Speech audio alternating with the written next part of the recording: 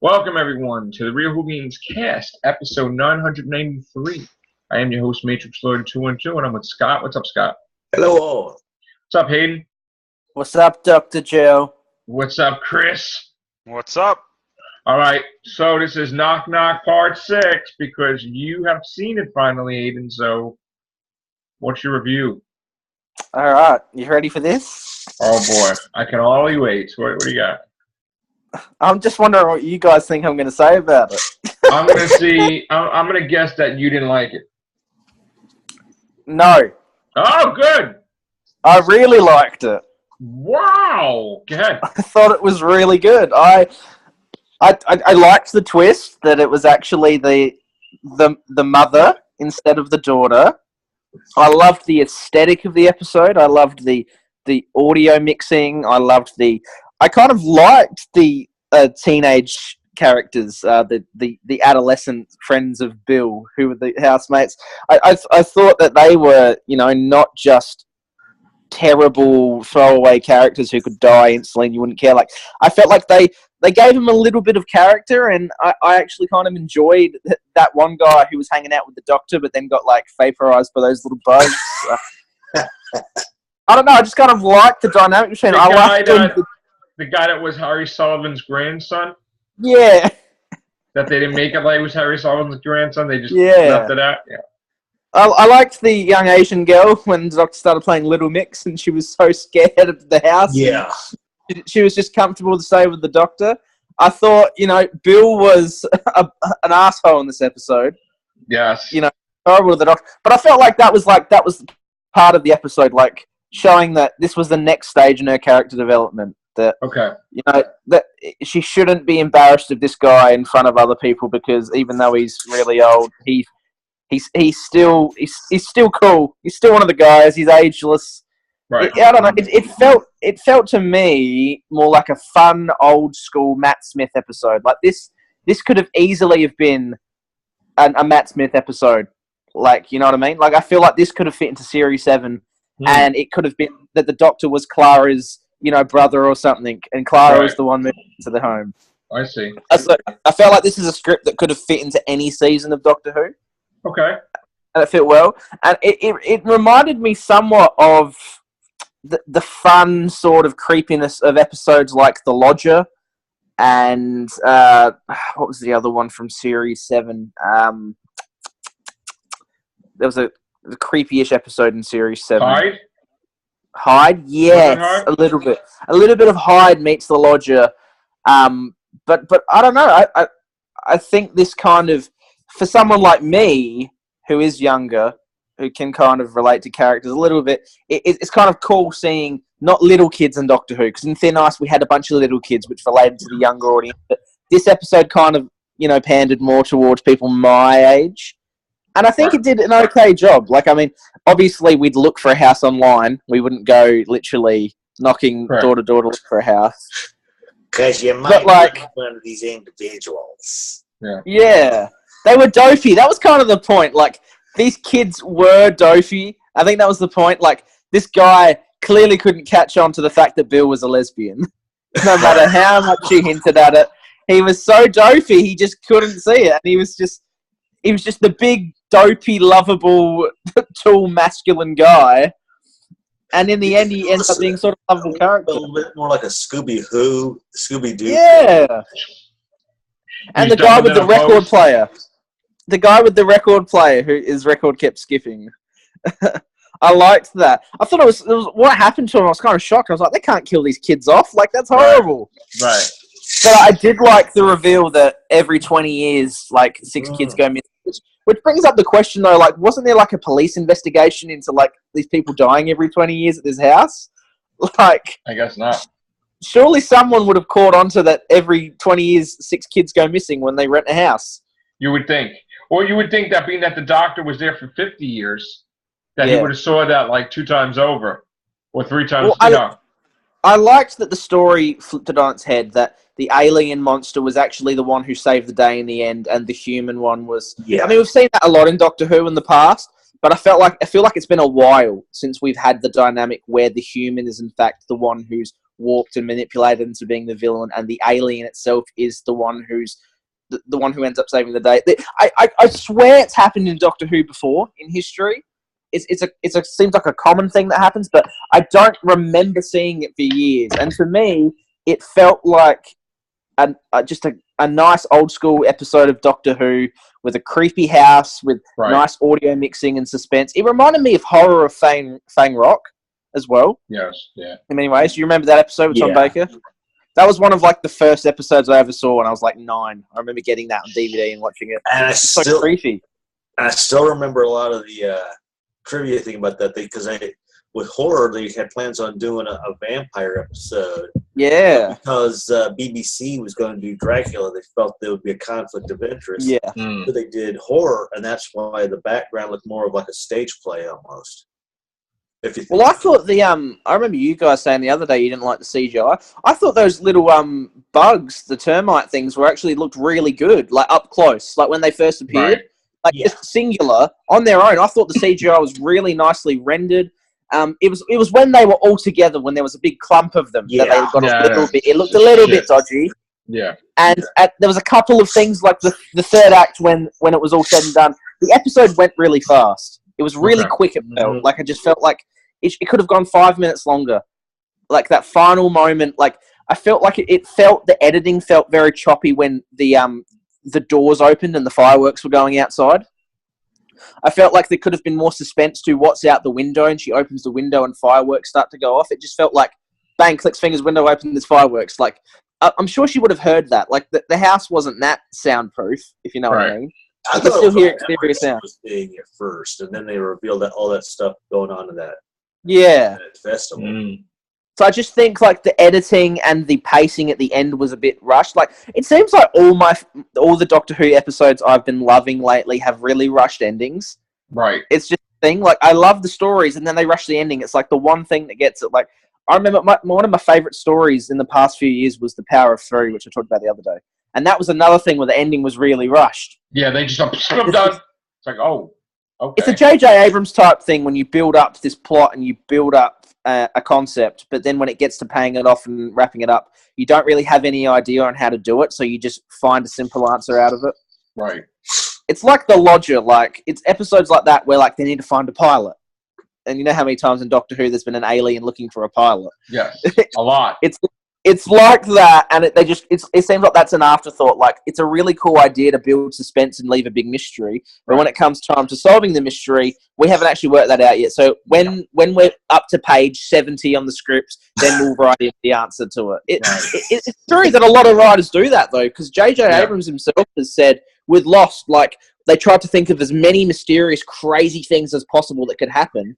And it's like, okay, we'll eventually tie it all together at the end when we find a way. Oh, and people were hacked. In fact, he lost the way they did. I was devastated. I thought it was a horrible last season for Lost. I thought they were going to bring it back. Yeah. What's that? I thought they were going to bring it back and try to fix it. Well, I don't know, but the thing about Lost is that the plots that they introduced, they could have gone in any direction with the show. It could have ended on a science fiction-y thing with aliens. It could have ended with ancient Roman gods. It could have ended in any genre and any possible scenario, and it was all leading up to the final episode. Everything that the show was, like the final theme of everything and the final message it wanted to leave you with, that was all up to the final episode. So if they just wrote that final episode better. So same thing with Doctor Who. Is if these episodes that are good, they just need better endings, and they would be remembered as classics. Like if we had an ending on the level of Blink with the TARDIS, and they all get to stare at each other. That when we have an epic, clever ending in Doctor Who, like clever endings is my favorite thing in Doctor Who, where you go, oh my god, like. These things they were hinting at, like I didn't realize it all meant something. Like when in Doctor Who. Fireplace? Yeah, you go, oh my god, wow, that makes sense. That's so good how they just wrapped it up. Like episodes like, for instance, the End of Time with the Master's knocking in his head, and you go, oh, it's the Time Lord's knocking to him through time. It's literally knocking, and then it's Wilfred. It's Wilfred in the glass, and you go, oh wait, that's stuff like that. To me is great. I love episodes like that. Another one that I really liked was the Pandorica opens. I was quite a fan of that. Me too. Going back even earlier, twists like Bad Wolf, I quite liked. Yeah. Twists like the Metacrisis Doctor in Series 4. Yes. I love little twists like that. What about like the Doctor dances, like the empty child? Yeah. Like those twists in Doctor Who, or thing. Silence in the Library, Forest of the Dead. It was Oh, like, that's one. Those are my two favorites. I was like, oh my God, he's meeting her out of order. It was like, what? Yeah. But the Blink as well. That was a great episode. I have a feeling that Moffat wrote that to be like a horror film, but they never quite got to making it. Like no one would budget his horror film, so he turned it into a Doctor Who episode. Because if you've actually noticed, a lot of writers who write for Doctor Who say, I think it might have even been an interview with the writer for this episode, says, you know, with Doctor Who, sometimes when you can't get a movie made, you just use the script for Doctor Who. If you've got a sci-fi script lying around, you can just apply it to Doctor Who because the great thing about Doctor Who is it works. Anything works. Some of them have gone on to make horror movies, though. Mm-hmm. Yeah. So, I mean, and then they've done comedy and they've done whatever, but you can tell it's like, feels like that, you know, that vibe. And if you watch a few of the episodes of the first season of the, of course, remake, if you watch a few of them, they have almost like original flair to them. Because if you break them down to a certain few minutes, you can tell where they like, okay, this is going to be a cliffhanger, and then this half here is going to be a cliffhanger. Yeah, because that's how whoever did I can't point to exactly which ones, but if you look at a lot of them, like the first season, they did it in just such a way to where if you break the thing, I'm going to say about every 15 minutes, maybe 10, 15 right, something like that. Almost as if it's meant to be 4-part, 20-minute episodes. Yeah, just like the class. That's what I was thinking the other day, though. I mean, we know we only get 12 episodes a year because they can only afford to do 12 different stories, right? Right. So Plus a Christmas special. Well, each story is where your money goes. So, like, one story equals a whole bunch of new characters, a new planet, and everything. If they just extended every episode to 2 episodes, you're doing at least 20 episodes a year, 45 minutes each, and you've got the same cast and the same sets you've built for an hour and a half instead of 45 minutes. And it'll cost you like 10% more, you know, because you don't have to do 20 episodes with a different story every week. Right. You can just do 10 stories, but 2 episodes instead of 13 stories with 1 episode. And that way, you're still saving money, and in the end, you're getting more Doctor Who a year. And because each episode, the reason it takes so long to film is because you're filming one story, and you have to move around and build new sets for every story. If you're using the same sets and the same actors for multiple episodes, but having it in the same area like the classic series, you're really not actually spending as much money and time as you'd think. Right. Like it takes 3 weeks to film an episode, right? One story. 2 weeks for special effects, so it's 5 weeks. Yes. But the special effects, that's post-production. That's way later, even when they finish the whole series. So when we talk about filming and money, you've got 3 weeks to film one 45-minute story of Doctor Who. Okay, we've got 3 weeks on the one location. How about we add 1 more week on, and we film 20 minutes more footage, and then when you get to the editing room, you've got an hour and 20 minutes instead of an hour. Done, 2 40-minute episodes. And it's just 1 week extra of filming, but you're not spending any more money except extending someone's contract and extending how long a set's going to be in a certain place. Well, you know what it is? He did that with the minisodes. He did like 4 minisodes, which was the equivalent of, like, I would say, 20 minutes. Well, it cost him nothing, didn't it? Because he filmed it on just the BBC sets, just the back sets. Mm-hmm. That's why there would be a mini-sode of Matt Smith walking with a surfboard down a corridor, because that was just a corridor they used in another episode. And they just say, all right, Matt, we've got 20 minutes left for the day. I wrote this quick thing. Run down here and talk about jumping into the flames, and done. There you go. This is a 6-minute mini-sode. Yeah. They did that with the pond life. Like, he jumped on the surfboard with the Suntarans. Or whatever. That was great. And it's well, we've got a spare ood lying around. Let's just use an ood and stick him on the toilet. That was great. Ood on the loo. We've got a little bit of spare budget left over from the 50th.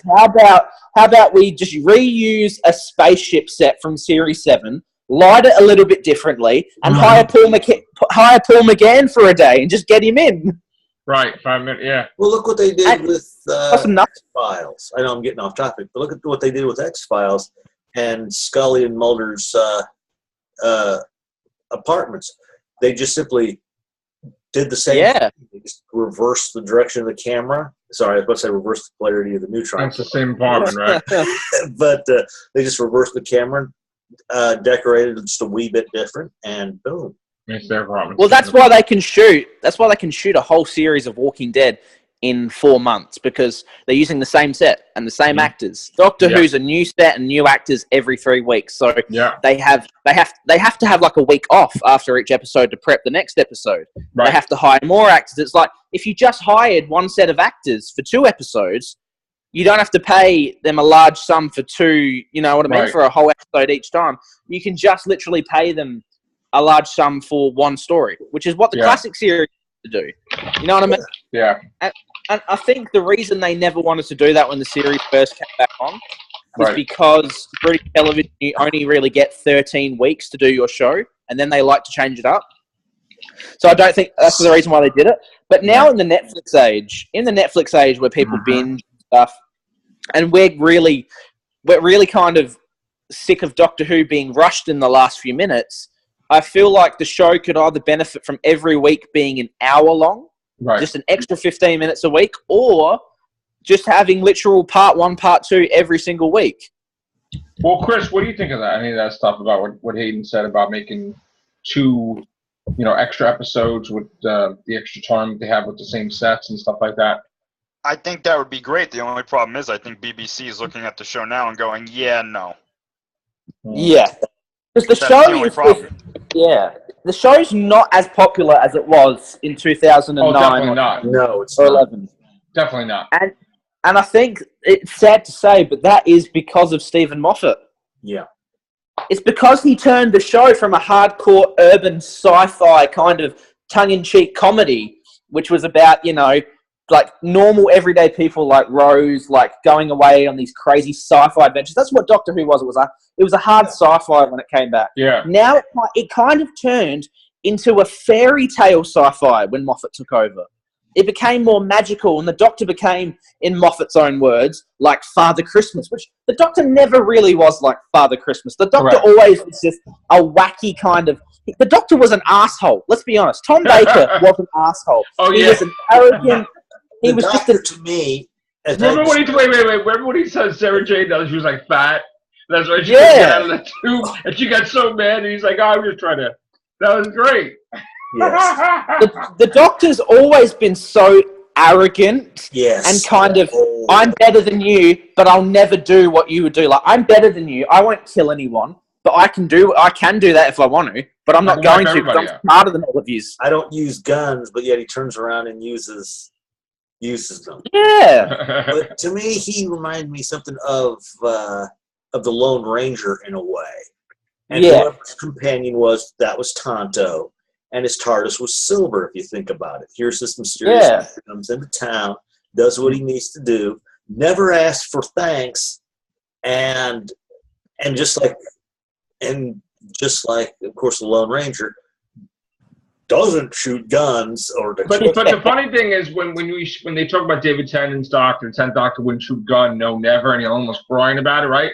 Then you look back at like Peter Davison, the unexpected episode with Omega.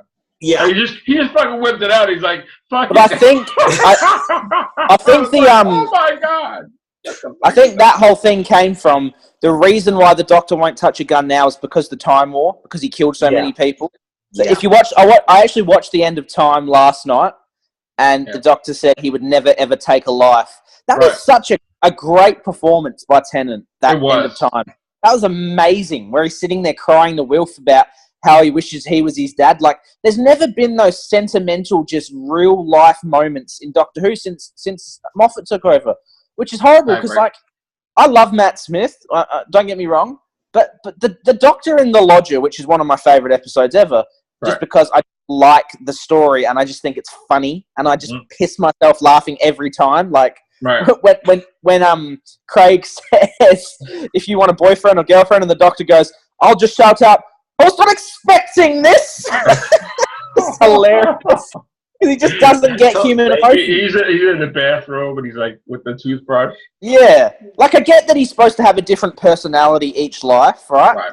But the Doctor Tennant within like, you know, the series before, he knew humans. He knows exactly how they work. He knows everything about them. And then Matt Smith doesn't know how to interact with Craig at all. Like, he's like a weird alien. Like, well, see, that's why I'm against Capaldi being on Earth for 50 years straight or whatever, because then he's not going to be like an alien thing. He's going to know too much of like Earth culture, where he's going to know about things, and it's like takes away the dynamic. I think I still have a problem with. I've had this problem since Missy was introduced. Now, don't get me wrong. I think Missy is a very interesting character. I think of her as a different character from the Master. She's almost like a sexually attracted to the Doctor Master, which is a bit weird. Like, in my eyes, I always saw the Doctor and the Master as friends when they were kids, but for whatever reason, the Doctor was arrogant and outshined the Master at the Time Lord University, and the Master always hated the Doctor for being better than him, and he just wanted to get back at him all these years. But they weren't friends when they were adults. They were just, kids when they were kids, they talked about how they would run across the fields of his dad's farm and stuff. His estate. Like, it's in other words, I guess his dad was rich, the Master, and I guess the Doctor's parents were poor. Or something. I always saw it like, I don't know, the thing that I've been thinking about lately, not to get off track, is what happened to the Doctor's wife and his child, who was Susan's parent? Like, was there some sort of event that happened before the series started? I honestly think that it was an event to do with the Time Lord. Master that was behind a coup on Gallifrey, if I remember. I have a feeling there was something that happened that was so traumatic. The Doctor took Susan and ran because. Well, that's what it was. I mean, something happened. The Time Lords were probably responsible for it. They probably didn't give a shit. The family probably didn't regenerate or couldn't regenerate or whatever. They probably wouldn't help them to let them regenerate. It was almost as if something happened. Like it was the Doctor's birthday, and he got home late, and his family were dead, and it was all his fault, and he felt responsible. And from that day forth, he promised he would save people because he could never save his own family. That seemed like that's what motivated him, and that's why he left Gallifrey. But there's never been a moment that I've ever seen in the show where the Doctor sat there and thought about his wife, like his first wife, his Time Lord wife or whatever. Right. Like, I've never seen that moment where he's thought about his child or his wife. It's almost as if, like Clara, he's forgotten about his family, as if they've been erased from his mind. You know what it is? It could be because he's so old because they addressed it when he was Tom Baker. And Tom Baker says that as Time Lords get on, they have to dispose of certain memories because it can't withhold. The Time Lord consciousness is better than the humans, but it can't have memories indefinitely. Like, it has to expunge. Says he can address this. Says, I can always picture my family up here too. Right. It's like Patrick Troutman said that, right? Yeah. Wouldn't it be funny if the whole time his family were living on the TARDIS in like a back room, and they just always were out doing stuff in the TARDIS? Right. Like, one episode, a woman just walks in and he goes, "Oh, for God's sake, Bertha, get out!" Yeah. She's been married the whole time. That'd be hysterical. If you two I feel like are you gonna turn this TARDIS around right now? I feel like when the show started, the Doctor was probably 150 or something in the first season. Yeah, like, probably. He relatively looked his age. I feel like that's how it would have been. That's what he would have looked like in his first incarnation, and aged pretty slowly, but not that slowly. Like, you know what it is? They got it wrong because I guess they were saying that they're using Gallifreyan years because they were saying she was way older than 1,000 years or whatever. I've got I think it's called Phaser or Fusa or something like that. A little one of those little game things, and they compare like Earth and like human Gallifreyan years, and they say this is a young adult for a Gallifreyan, this is a elderly person for a Gallifreyan, and the years are totally. Well, no, wait a minute. When Doctor was 90, that was supposed to be a kid age. Yeah, that was supposed to be a kid. Well, if you think about it like this, maybe the Doctor was, so smart and arrogant during university. He met a girl, the Master was in love with the girl too, but the Doctor got her. He got married at a young age. He had kids at a young age. He was probably before he was 100 years old, he had kids and a wife, and something he did led to them dying, and didn't they say in Hellbent that he married, like he took the girl away. There was a princess of Gallifrey or something. She was the father was the head Time Lord or something like that, and I don't know. I can't remember. There was like and then he said something that like a story, meaning that was probably him. And then it pissed off like the head Time Lords because of the woman, like his girl, like became his girlfriend, his wife, or something.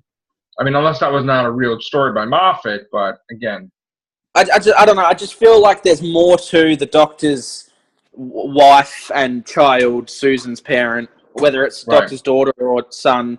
I feel like eventually they'll say something about it. I think eventually they did. I forget who did it, but I saw it a couple of years ago. They did this whole mashup of all the Doctors. I can't remember if it was before. I know they all what they would look like together as one composite one. No, not what they would look like, but what the Doctor's original face would have looked like. I can't remember if Hertz was part of it, but they did. They kept on saying it was part of it. A combination of this and boom. And it was supposed to be like reverse aging, so you would know what the Doctor looked like initially before Hartnell. Right. Wow. Well, they said in the audios they're making him look like steampunkish. They were showing that picture. Remember that? He was like he was running around. He looked like he was 20 years old, and he was he had those goggles and stuff like they were saying that. It was like the audio, well, whatever that was, a book that came out. They said the early adventures or something. There has to be something to it. Like, you can't just forget your son or daughter, or both. You can't forget your children. And they would have died. They would have died before the Time War. They would have been gone way before the Time War. Unless, of course, his kids were evil. And they did stuff horrible. Yeah, the Doctor, the Master's evil. The Master's evil and the Doctor's Master is evil, but maybe his kids were evil. The Doctor's kids. I don't believe that. I just don't believe that could happen. Right. Unless Rassilon's the Doctor's son. I don't know. No. Oh, God. No. I don't know. But I mean, they're gone, supposedly. Yeah. They're dead or what. They may not be dead. There was a coup on Gallifrey that the Master was behind. I can't remember if they said any of his family had been killed, but that coup did kill a few people. So the Doctor... But is that canon, though? I don't know if that's canon. That was from the original... Look, it would give more depth and weight to when the Doctor says to the Master and the last of the Time Lords, I forgive you. If that was what he forgave him for, I forgive you for what you did to my family. But it's got to have something to do with his name, because his name has something big deal to do with what happened. Well, maybe when he lost his family, he lost who he was and his identity, and he dropped it all, and he just said, I will be the Doctor from now on. Yeah, but his name is supposed to shock and destroy the universe or something like that. But Ian even made the comment, because when he referred to him as Doctor, Hartnell looked at him like, Doctor? What? So it's interesting. Yeah. But back to Knock Knock. Yes. Very. What about the vault part? It's got to be Missy. Come on. Yeah, that's what I was thinking. I mean, like, I thought that from episode 1, but I thought that's way too obvious. Why would they do that? But it is obvious. Yeah. I mean, I guess we're wrong. The fact that he could walk in and whoever was in there couldn't walk out. Well, he put a piano in there for the freaking person to play. Yeah. Well, they're having dinner together. And when he was talking about death, the person was like, "Yeah, like enjoying it, like I guess." Which is only what the Master would do. Correct.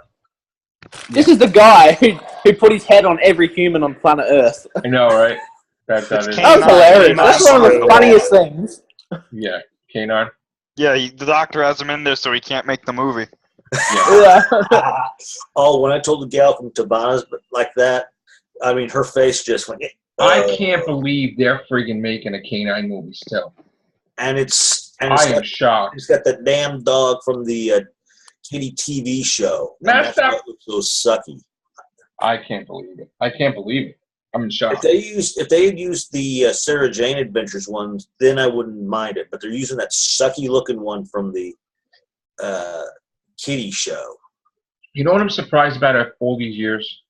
All the comics. I am so surprised that the Daleks don't have a major motion picture without the Doctor. But then again, maybe that's part of the deal. Because they're going to plunge. I know, but the thing is that they have to appear so that way they never appear anywhere else. Yeah. because it's got to be a two-way thing. You know? Well, have they already had their appearance for this season? Yeah. Yeah. So that counts. They won't appear for the rest of the season now. Well, they don't have to appear for the rest of the season. I just want to know what this finale is. If this is Moffat's last finale, right? Think about it. It's going to be the Cybermen, but this is Stephen Moffat's last finale. This is the guy with the biggest ego for writing the most important stories in Doctor Who history. Like, this guy had to write when the Doctor was a kid. He had to write about the Doctor when he died. He had to write about the girl who'd been there for every moment in the Doctor's life. He wrote about the Doctor running out of lives, and he was the one who gave the Doctor new life, 13 more regenerations. He was the one who wrote the 50th anniversary epic. He's written every critical moment in the Doctor's life. You really think his last finale is just going to be some old-looking Cybermen? No, it's going to be the first Doctor's going to appear in it's it. going to be the first Doctor. No, it's going to be the Christmas special. No, he's going to appear in the finale, probably. Which is going to be either Moffat, either the first Doctor is going to assist 12th Doctor's regeneration or vice versa. Or they're going to do something crazy like the 12th Doctor's going to be in trouble and the first Doctor jumps in front of him and gets blasted. He's like, what have you done, you idiot? And then that's why the first Doctor is messed up in the 10th planet. Like, he's just like, oh, or he's gonna introduce another unknown Doctor regeneration. This is the World War II Doctor. I know this is controversial, but I think to change the dynamic of the show up next year, Chibnall is going to have a male companion. Well, that's not really controversial. No, but we've never had like a mid-40s companion, like a Martin Freeman in the TARDIS with the Doctor. I gotta tell you, the guy in The Magician's Apprentice, he could have been the effing companion. He could have been. He was cool. But I think they're so scared to not be sexist that they're always having a female as a companion. A young teenage girl, but it's like, dude, could you imagine if like a down-on-his-luck guy in his mid-40s, his life sucks, his wife's left him, and the Doctor comes along and says, dude, come on, let's go. It's like, it's right, just the dynamic of... And they're both young, and they start screwing around. They're just like best mates. Right. Yeah. They're like best mates. It's like Sherlock. It's like Sherlock and Dr. Holmes. It's like if James Franco was a doctor and Seth Rogen was the companion. Oh, and they start screwing around with like Davros and pulling him out of his chair and throwing. Moffat, please don't take that idea. That's a terrible idea. An Animal House style Doctor Who. And you see What if? Let me put it out there. One second. You see Seth Rogen on the TARDIS, and he gets like Davros's number. Yeah. Fuck you. What if the companion? And then he has the whole police outside and everything. You're like, what did you do? This is controversial, but what if the companion is Metacrisis 10? And he goes and picks him up, and it's like, come on, let's go. And Metacrisis 10's like human now, and he's like, not crazy, and he's just settled down, and it's like, who are you, dude? You used to be the Doctor. And he's like, no, I'm just Jeff. He's called Jeff now. Jeff. Remember Jeff from the 11th Hour, the guy who was watching porn on his laptop? Yeah. And nothing happened with that. Like, they only...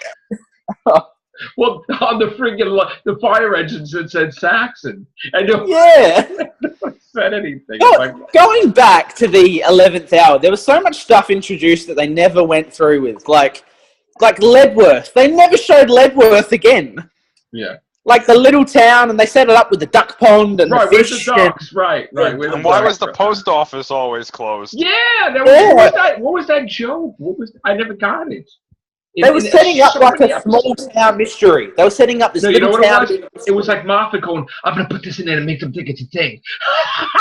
Like, well, he did that for a lot of his seasons, too. Like, remember they were always like, they kept showing, like, light bulbs and Christmas and red balloons, and we were like, what does that mean? It means nothing. And then he put the red balloons in Central Park for spite, and it was nothing. Yeah. It was just there again.